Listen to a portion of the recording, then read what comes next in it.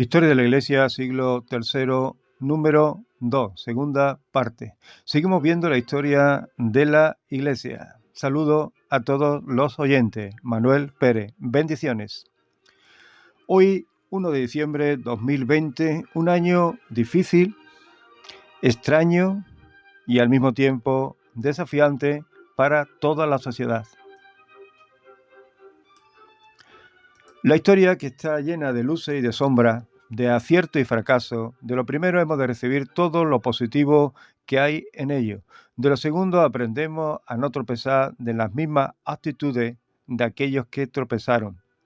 Este siglo III se va a destacar con estos hombres de fe, los padres o doctores apostólicos, los apologistas, los polémicos, los padres científicos, son los que van a destacarse en profundizar en la teología cristiana. La historia, el estudio de la historia es largo, arduo y a veces difícil. Por eso se necesita de paciencia. Compartimos un bosquejo de guía del estudio para que te pueda ayudar un poquito a situarte, ya que son tantos datos. Veremos la introducción aclarando los padres de la Iglesia o doctores. En segundo lugar, el credo apostólico. Vamos a tocar tres discípulos de los tres grandes hombres de este siglo. Ireneo de Lyon con su discípulo Hipólito, Tertuliano con su discípulo Cipriano, Orígenes con su discípulo Dionisios. La persecución contra los cristianos del emperador Decio. El fin del emperador Decio, su muerte en batalla. El monasticismo, Anacoreta y sobre todo Antonio. Introducción. Apostólicos son los padres o doctores apostólicos, son los que estuvieron con los apóstoles, es decir, Policarpo, Clemente de Roma, Ignacio de Antioquía, entre ellos. Los doctores apologéticos son los defensores de la fe ante los gobernadores y la sociedad. Justino Marte, Tertuliano, Ireneo de León, etc. Los padres polémicos son los que defendieron las herejías. Ireneo de León, Clemente de Alejandría, Tertuliano, entre ellos. Pero al mismo tiempo, algunos de los escritos eran polémicos porque tenían herejía. Sobre todo los de la escuela de Alejandría, influenciados por la filosofía. Creían que el cuerpo era malo y el alma buena. Esto provocó, por una parte, ascetismo, y aquellos se fueron al desierto. Por otra parte, un libertinaje y se fueron al mundo. Esta escuela pensaba que el Dios del Antiguo Testamento era malo y el Dios del Nuevo era bueno. Padres científicos los que se dedican a profundizar en la teología cristiana. Tenemos la escuela de Alejandría, tenemos a Clemente de Alejandría, Orígenes. Hay una función entre el cristianismo y la filosofía. La alegoría, darle un sentido espiritual a las escrituras. Y había diferencia entre los cristianos, dos grupos, es decir, los conocidos de las escrituras y al mismo tiempo los cristianos de base. La salvación del alma por solo fe, nada. Orígenes, la negación de la resurrección de los hombres, el ascetismo extremo que llevó en su vida y que lo estableció también en su escuela. La persistencia de las almas antes de nacer y su caída. Se pensaba que un Dios que crea las almas en concepto de amor. Cuando el amor se enfría, se expulsa del cielo a la tierra y toma forma de hombre. Cree en dos creaciones, la espiritual y la carnal. La redención de los habitantes de toda la tierra, de las estrellas, de los ángeles caídos, la recapitulación. La triple interpretación de las Sagradas Escrituras de la Escuela de Alejandría, basándose en un texto de Proverbio 22, del 20 al 21, que dice así el proverbio: ¿No te he escrito 3 veces, en consejo y en ciencia, para hacerte saber la certidumbre de las palabras de verdad, a fin de que vuelva a llevar palabras de verdad a los que te enviaron. Ellos interpretaban este texto bajo tres formas. La forma literal, lo somático, la historia; lo moral, lo psíquico, la mente; lo espiritual, lo alegórico. Creían que había un misterio en las letras ocultas. Esto ya nos viene ya de Filón, que interpretaba las escrituras hebreas de esa manera. Después pasó a Panteno. De Panteno pasó a Clemente de Alejandría. Y Clemente de Alejandría pasó a Orígenes. Y esto resultó la interpretación de las escrituras en tres partes.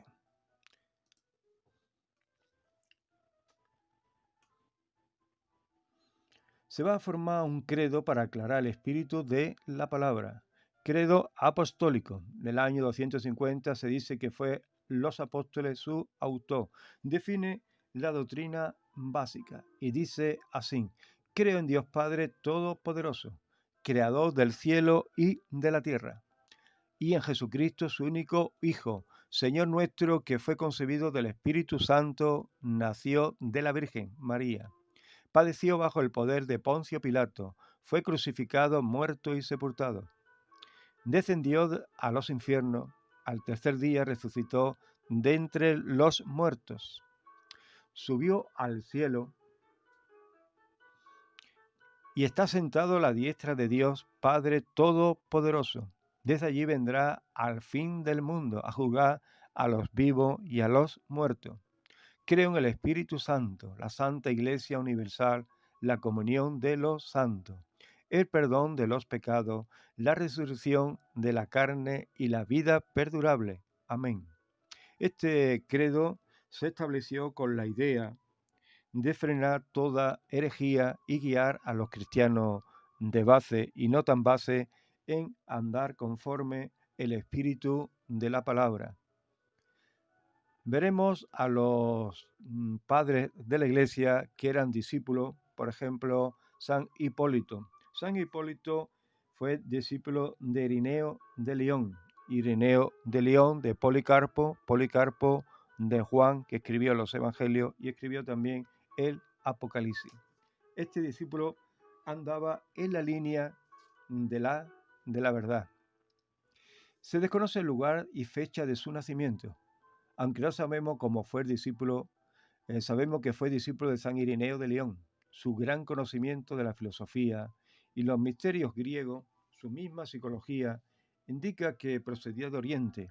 Hacia el año 212 era presbítero de Roma, donde Orígenes, durante su viaje a la capital del imperio, le oyó pronunciar un sermón, es decir, una predicación.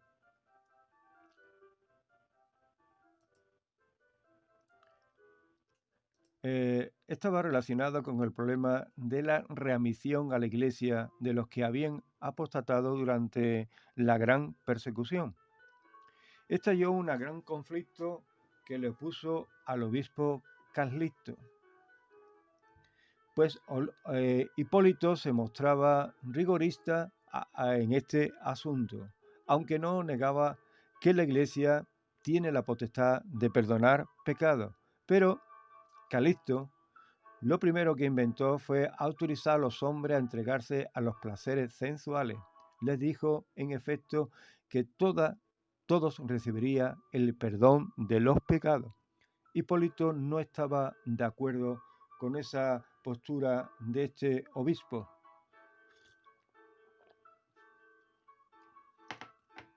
Tan grande fue el contraste que se separó de la iglesia.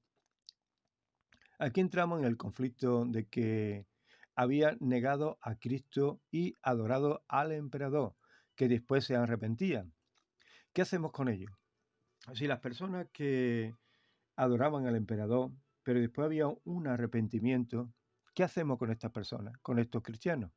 Algunos pensaban en ponerle una disciplina toda su vida, no tomar la comunión o no participar eclesialmente, pero eran admitidos de nuevo en la iglesia. Otros no lo aceptaban, ya en las iglesias a las iglesias y eran excomulgados. Con la persecución de Maximinio, que desterró al obispo legítimo Poncianos y a Hipólito a las minas de Cerdeña, a trabajo forzado, donde se reconciliaron por la unidad de la comunidad, estos dos obispos. Poco después de la renuncia, Ponciano y Hipólito fueron martirizados a ser azotados hasta la muerte, tras la cual sus cuerpos fueron trasladados a Roma, donde fueron inhumados en las catacumbas de Roma. Hasta el día de hoy se puede contemplar a estos padres de la Iglesia. En el siglo XVI se descubrió una estatua de Hipólito del siglo III en Malmo, que le representaba sentado en una cátedra. Allí figura esculpido el catálogo completo de sus obras, aunque se ha perdido el texto original griego de muchas de ellas. Se ha conservado bastante en traducciones diversas lenguas, sobre todo orientales. Sus obras, entre ellas, son algunas de estas. La tradición apostólica es la constitución eclesiástica más antigua después de la Didache. Está formada por tres partes principales. La primera trata especialmente la ordenación de obispo y presbítero. De materia afines o relacionada, parece que refleja lo que se ha entonces Roma, lo que se contemplaba en Roma, que había diferentes tipos de predicaciones, de homilía que eran espontáneas y homilías que eran copiadas. Entonces escribe la carta para destacar el espíritu de las homilías, de las predicaciones. Entre los documentos atribuidos a San Hipólito está el fragmento marutoriano. Este es uno de los fragmentos muy conocidos y de alto valor. Contiene la lista más antigua que se conoce de los escritos del Nuevo Testamento, que se aceptan como inspirados. Además, se nombra a cada libro, da datos sobre su origen apostólico o sobre los motivos por los cuales el libro se rechaza como no inspirado. La importancia de este documento para la historia del canon es de mucha importancia.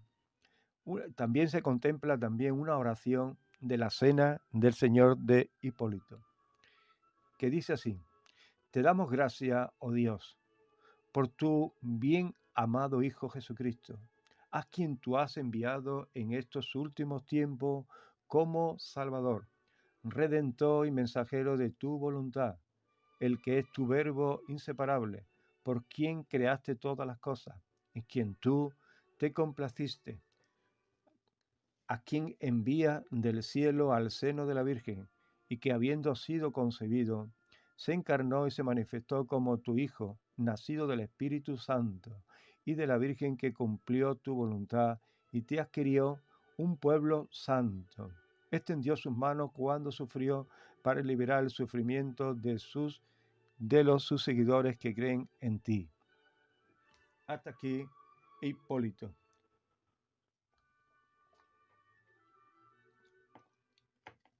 Pasamos también a un discípulo de Tertuliano, llamado Cipriano, del año 200 al año 258. Nació en el seno de una familia pagana rica, extremadamente culta. Elegido obispo de Cartago por aclamación popular, tenía una actitud de prudencia y de reconciliación. Consideraba a Tertuliano su maestro como gran teólogo. En el año de su ordenación episcopal se desató la persecución de Decio. Se escondió para escapar de la persecución, aunque mantuvo contacto con su grey. Él se fue al desierto, a los montes, pero mantenía contacto con la grey. Esta actitud le acarreó numerosas críticas. Fue martirizado bajo Valeriano. Cipriano de África al principio fue famoso como maestro de retórica, pero bajo la persecución de Ceciliano, de quien recibió su sobrenombre, se hizo cristiano, dando toda su hacienda a los pobres. Poco después ingresó ingresó en el presbiterio, siendo hecho obispo de Cartago. Es necesario hacer un catálogo de las obras de su ingenio, pues son muchas de las obras. Fue martirizado bajo los emperadores Valeriano y Galiciano, en la octava persecución, el mismo día que Cornelio fue martirizado en Roma. Testimonio y postura. Él va a compartir su testimonio. Cómo me hallaba retenido y enredado en tantos errores de mi vida anterior, de lo que no quería poder desprenderme. Yo mismo condescendía con mis vicios inverterados, desesperándome y enmendándome, fomentaba mis males con hecho ya la naturaleza en mí. Mas después que quedaron borrados en el agua de la regeneración las manchas de la vida pasada, se infundió la luz en mi espíritu, transformando y purificando. Después que me cambió en un hombre nuevo por un segundo nacimiento de la infunción del Espíritu Celestial, al instante se aclararon las dudas de modo maravilloso. Este hombre va a contar su testimonio, cómo se encontraba enredado en los vicios de este mundo, pero cuando se acercó a Dios, confesó a Jesús. Este hombre nació de nuevo y cuenta cómo su vida se aclaró de modo maravilloso. Nadie entre nosotros, y él proclama, nadie entre nosotros se proclama a sí mismo obispo de obispo, ni obliga a sus colegas por tiranía o terror a una obediencia forzada, considerando que todo obispo por su libertad y poder tiene el derecho de pensar como quiera y no poder ser juzgado por los otros, lo mismo que él no puede ser juzgado a otro. Debemos esperar todo el juicio de nuestro Señor Jesucristo, quien solo y señaladamente tiene el poder de nombrarnos para el gobierno de su iglesia y juzgar nuestras acciones. Es decir, este obispo aclara que nadie tiene el derecho de llamarse obispo de obispo y da una aclaración que hasta el siglo III no había obispo de obispo, ni pastores de pastores, ni presbítero de presbítero, ni anciano de anciano, sino que cada congregación tenía su responsable, llamado obispo, llamado pastor o llamado anciano. El término es diferente, pero la función es la misma. Hoy día llamamos pastores. Debéis pues saber y entender que el obispo está dentro de la iglesia y la iglesia en el obispo. Y todo el que no está con el obispo no está dentro de la iglesia. Pasamos a otro llamado Dionisio, el Grande. Este fue discípulo de Ireneo. Nacido en una familia pagana de buena posición económica. En su conversión influyó su pasión por la lectura y su amor por la verdad. Discípulo de Orígenes, sucesor suyo al frente de la escuela de Alejandría. Exhortó a los novacianos a reconsiderar su postura de intransigencia que dividió la Iglesia de Roma. Medió en la controversia entre Esteban, obispo de Roma, Cipriano, obispo de Cartago, sobre validez del código de hereje. Huyó de la ciudad durante la persecución de Decio y fue desterrado 2 veces durante el reinado de Valeriano. La posteridad le dio el título de Grande.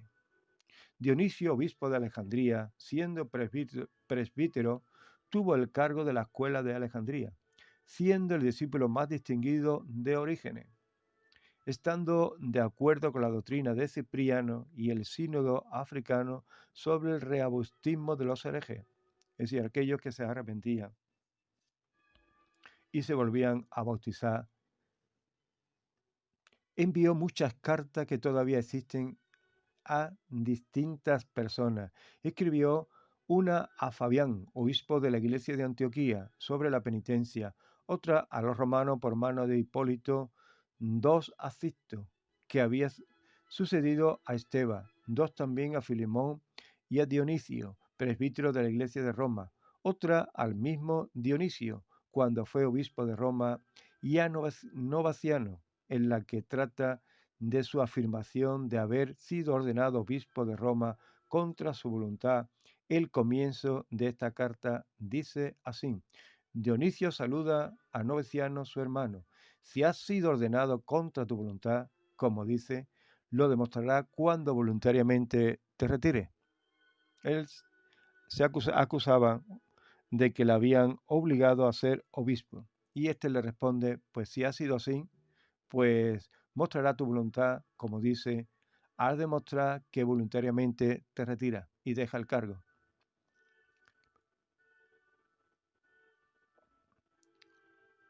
La palabra obispo es igual que presbítero, anciano o pastor, aunque ya se empieza a destacar el obispo como responsable de la iglesia madre.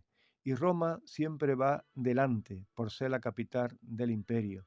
Para esta fecha, solo hay obispos, no hay todavía papa, aunque nos quieran meter los papas del siglo segundo y siglo tercero. No viene hasta el siglo cuarto.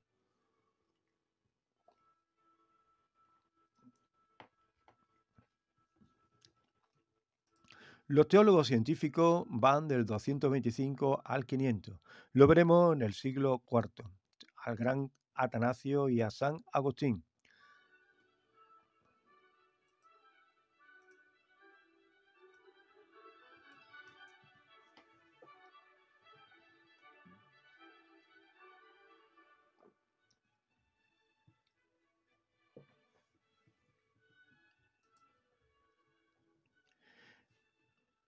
Después de ver estos grandes hombres al mismo tiempo discípulos de aquellos hombres de fe, vamos a pasar a un tiempo donde la iglesia va a vivir una gran persecución.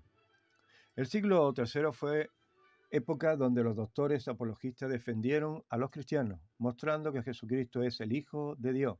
La iglesia sufrió una de las persecuciones más grandes conocidas, bajo el emperador Decio, 249 al 251. Se desencadena la primera persecución sistemática contra la iglesia. Decio persigue a los cristianos con encono, es decir, rencor, resentimiento o aborrecimiento, siendo considerado por la Iglesia como un feroz tirano, de mentalidad parecida a Trajano y a los posteriores Aureliano y Juliano, emperadores. Estaban convencidos de que el cristianismo era un cáncer para el imperio y de la absoluta necesidad de volver al culto de los dioses patrios. Este emperador cree poder restaurar su unidad juntando toda la energía alrededor de los dioses protectores del Estado. Todos los habitantes están obligados a sacrificar a los dioses y recibir después un certificado, sea cristiano, sea romano, sea judío, sea de Egipto. Todo el imperio, todos los hombres están obligados a sacrificar a los dioses y después recibe un certificado. Las comunidades cristianas se ven desconcertadas por la tempestad.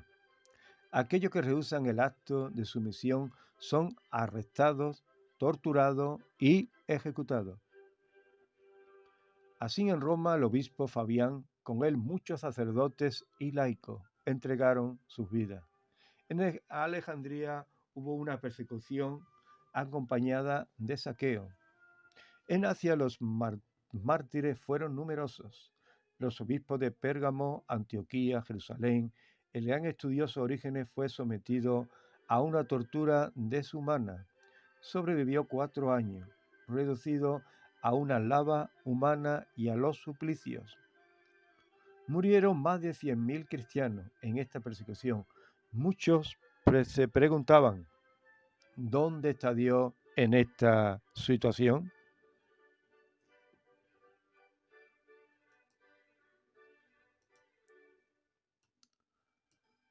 Es una pregunta que también nos podemos hacer nosotros. Según la situación que estemos viviendo, ¿dónde está Dios en esta situación?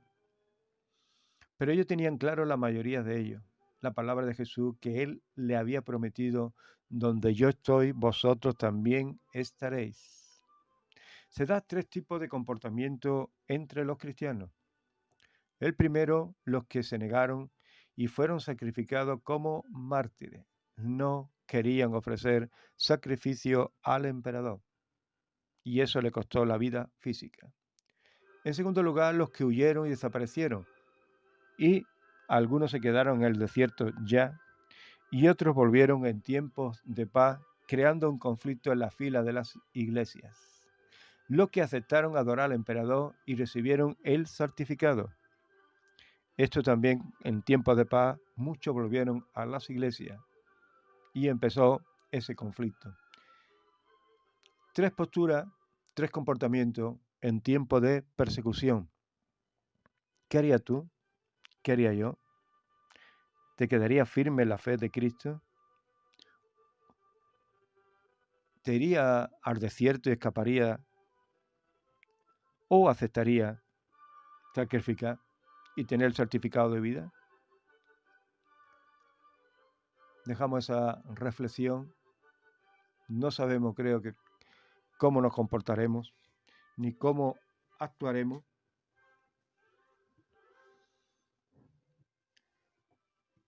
Pasamos a Decio, el emperador que murió en batalla. Dice la historia, Decio, mientras perseguía a los bárbaros al otro lado del Danubio, murió por traición en Abrito, después de reinar 2 años. Muchos cuentan que su hijo cayó en batalla mientras dirigía un ataque demasiado audazmente. El padre, en cambio, había afirmado enérgicamente que la pérdida de un soldado parecía demasiado insignificante para preocuparse. Así siguió con la guerra y murió de manera parecida mientras peleaba enérgicamente. Se cuenta la historia que los bárbaros separaron su ejército en 3 partes. Primero pusieron un ejército pequeño para que los romanos pudieran vencerlo y ya verse como victoriosos. Cuando ya se vieron victoriosos, se encontraron con la otra parte del ejército y pelearon. Y la otra parte que estaba escondida allá en un pantano, fueron numerosos más que ellos y ahí murieron todos. Y murió el mismo emperador.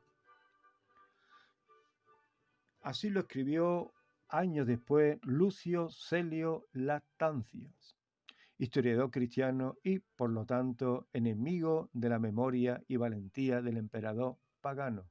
Dice así, fue repentinamente rodeado por los bárbaros.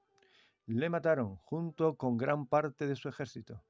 No pudo ser honrado con los ritos de la sepultura, sino que, despojado y desnudo, yació para ser devorado por la fiera salvaje y las aves.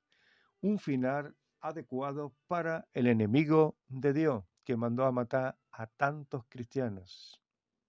Después de esta persecución, y ya casi al final de este siglo, hubo un tiempo de paz de 40 años. Y se va a destacar este siglo, sobre todo la parte segunda del siglo III, en 2 partes. Uno, el desafío de los gnósticos, las herejías, obligó a la Iglesia a diferenciar la verdad de la mentira, es decir, a los padres teológicos. Es decir, lo ortodoxo de lo apócrifo. Aquí es donde empieza a tomar cuerpo la importancia de reconocer un canon, es decir, una medida, una lista de libros. De escritos, además había que depurar los escritos auténticos de las imitaciones y falsedades que circulaban. No se realizó hasta el siglo IV, donde se llega a formar el canon. Es decir, en este siglo, como los siglos II y III, circulaban los escritos inspirados, pero al mismo tiempo circulaban otros escritos. Y era necesario ya poner aparte los libros inspirados, porque los gnósticos habían creado otros libros y había libros de imitaciones, libros falsos que circulaban y que eso traía confusión en el cristiano de base y en muchas congregaciones. De eso va a pasar en segundo lugar al monasticismo. El monasticismo, ¿qué es esto? Nota, el monacato o monasticismo aparece como una clase dentro del cristianismo, solo a final del siglo III. Antes era solo un grupo de hombres dedicados a la vida solitaria, elección hecha por voluntad propia. El monje, palabra del griego monos, que quiere decir solo o solitario, era el hombre que vivía apartado de los demás. Tenían un fundamento bíblico para apartarse de las ciudades, de la sociedad, e irse al desierto. Y tenían un texto de base, Mateo 19:29.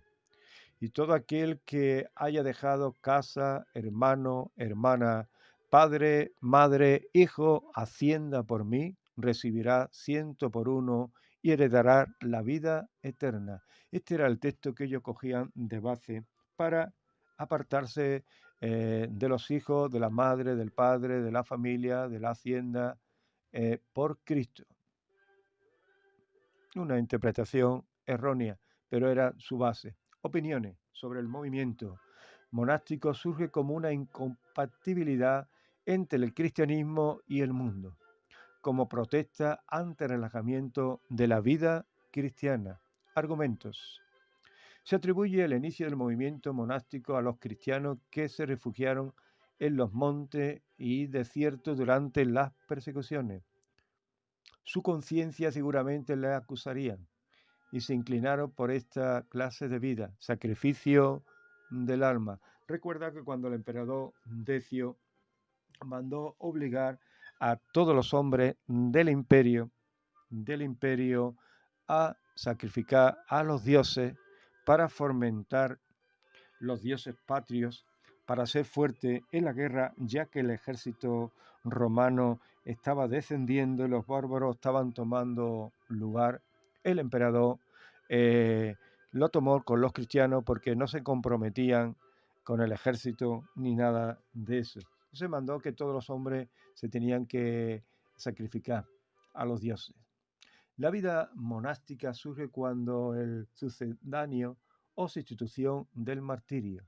Se cambia el martirio físico por un martirio general contenido en la forma de vida monástica, practicando la abstinencia sexual, abstinencia de bienes, de comodidades y el ayuno forzado.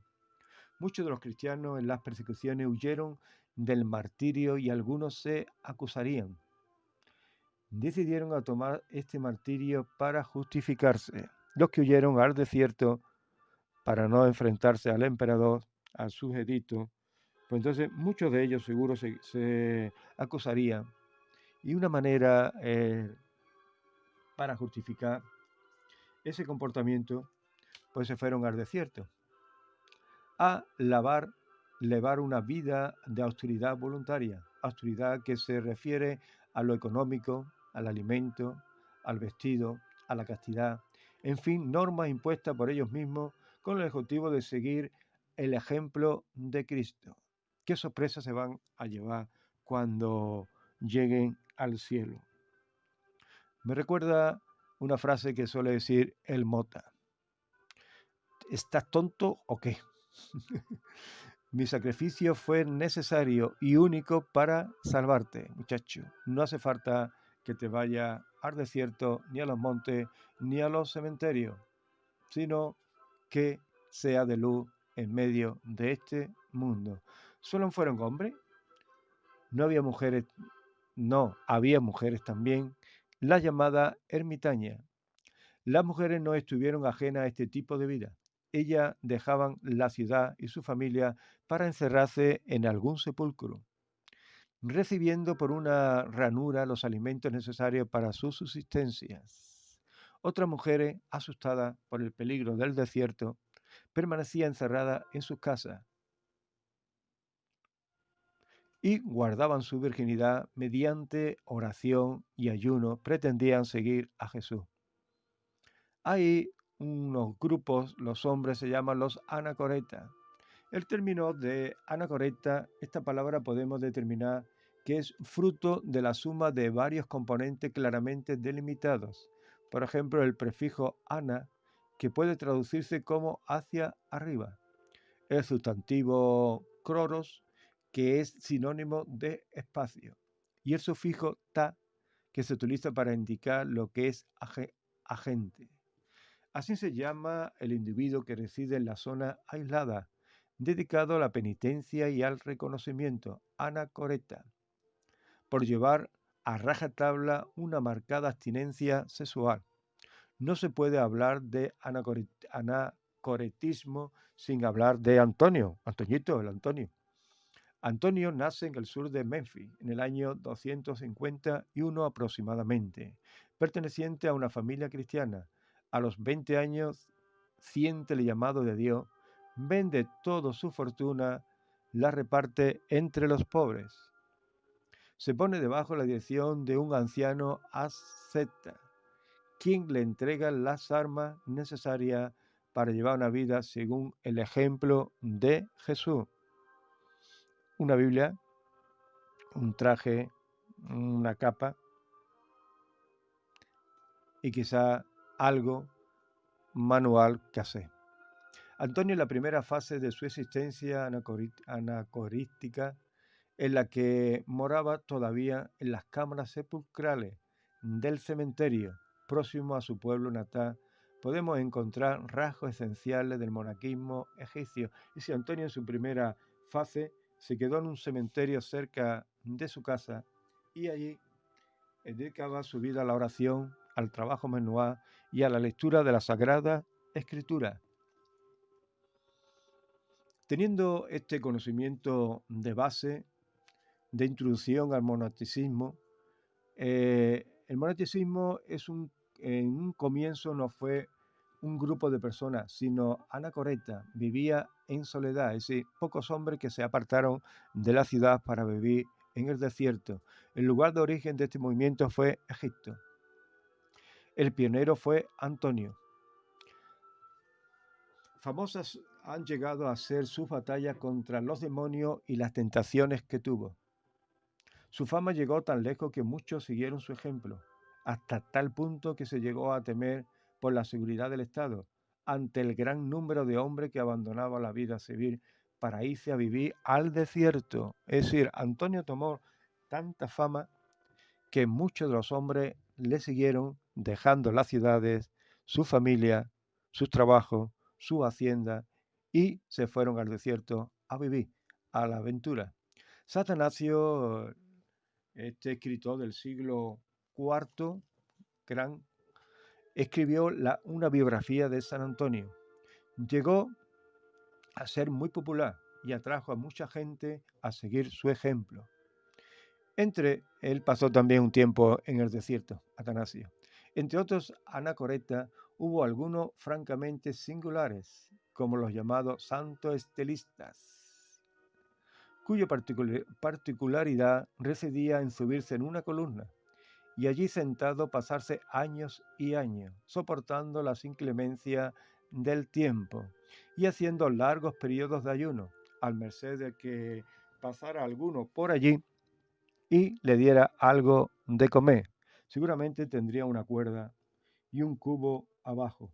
Y si alguien pasaba por allí, ya que era desierto, pues le diera un trozo de pan, algo de trigo, cualquier cosa, él la subía y se la comía.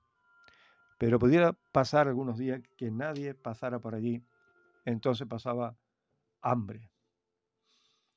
Sí que la historia dice que Pacomio o Carlo de Foucault, ya por el siglo XIX, este fue un místico contemplativo que pasó a ser un referente de lo que con el tiempo se ha dado a llamar espiritualidad del desierto.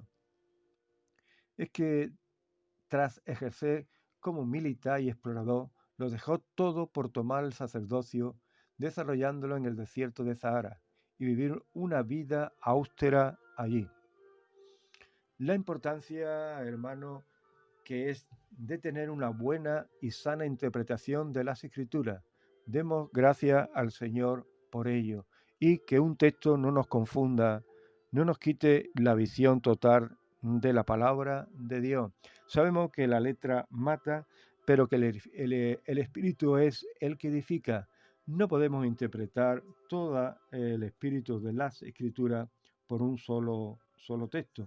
Nos convertimos en un hereje, nos convertimos en una persona que no somos guiados por el Espíritu Santo, sino que interpretamos las Escrituras malamente.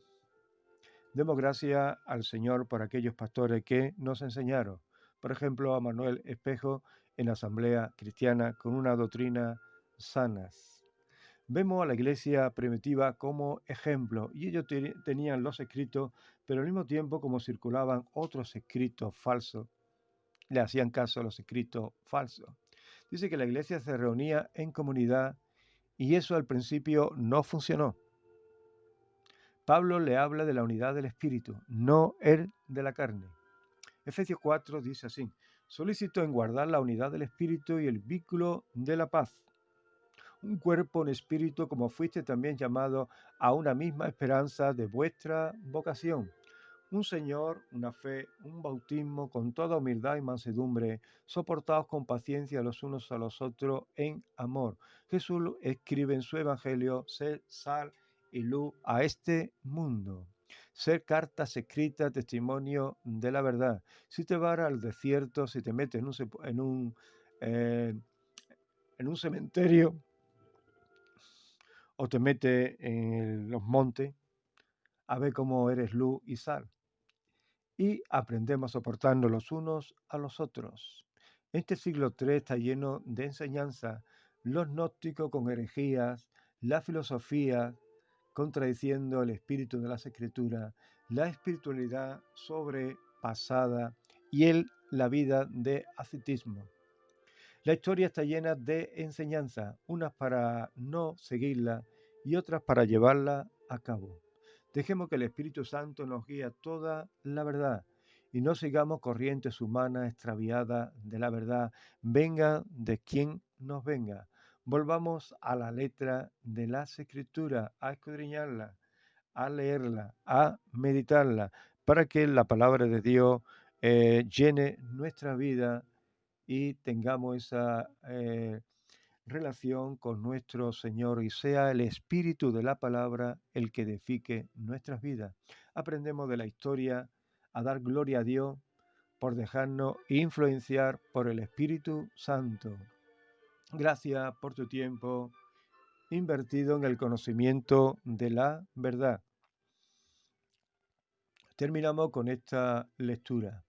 Pero hubo también falsos profetas entre el pueblo, como habrá entre vosotros falsos maestros, que introducirá encubiertamente herejía destructora, y aún negará al Señor que los rescató, trayendo sobre sí mismo destrucción repentina.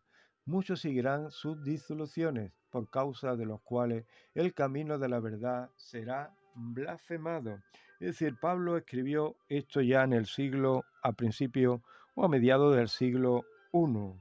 Después de él vinieron muchos herejes y hoy día también los tenemos falsos hermanos y personas que engañan, falsos profetas, falsos Cristos.